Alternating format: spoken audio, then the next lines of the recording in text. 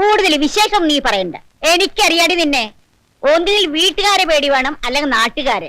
ധിക്കാരി, ഞാൻ മനസമാധാനത്തോടെ കിടന്നുറങ്ങിയിട്ട് എത്ര ദിവസമായിന്നറിയോ?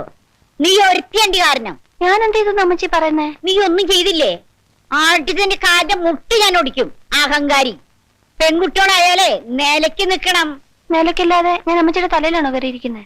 മിണ്ടി പോരുത് നീ. ഇങ്ങനെ ചീത്ത വിളിക്കാനാണോ അമ്മച്ചി എന്നെ തിരക്കിട്ട് ഇങ്ങോട്ട് വിളിച്ചു വരുത്തിയത്? ചീത്ത വിളിക്കല്ല, നിന്നെ കൊല്ലുക വേണ്ടത്. ആരാ കുഞ്ഞമ്മേ? അല്ല, ഞങ്ങളെ വീട്ടിൽ ഓരോ വിശേഷങ്ങൾ പറഞ്ഞിരിക്കായിരുന്നു മോളെ. ചവിട്ടുള്ള ഒരു പശുവിനോട് എന്റെ രണ്ടാമത്തെ മോൻ പറയാ നിന്നെ കൊല്ലുക വേണ്ടേന്ന്.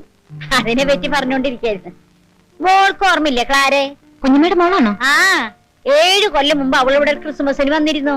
ആ, ഓർമ്മയുണ്ട്. ആളങ്ങ് വലുതായല്ലോ. നീയോ ഒത്തിരി പൊക്കം വെച്ചു. നീയോ? ഇതാരാന്നുണ്ട് നിന്റെ വിചാരം? ചെമ്മീൻ കമ്പനിയിൽ നിനക്ക് ജോലി കിട്ടുമ്പോ നിന്റെ മുതലാളിയെ കുട്ടി, മനസ്സിലായ? കാര്യാക്കണ്ട കുഞ്ഞെ, ഇവള് വിവരദോഷിയാ. എന്നാലും നല്ല ബുദ്ധിയാ. എന്റെ മോളായതുകൊണ്ട് ഞാൻ പറയല്ല. എന്ത് ജോലിക്ക് നല്ല ശുഷ്കാന്തിയാ. പിന്നെ ഭയങ്കര അനുസരണശീലിയാ. അഹങ്കാരില്ല, ധിക്കാരില്ല.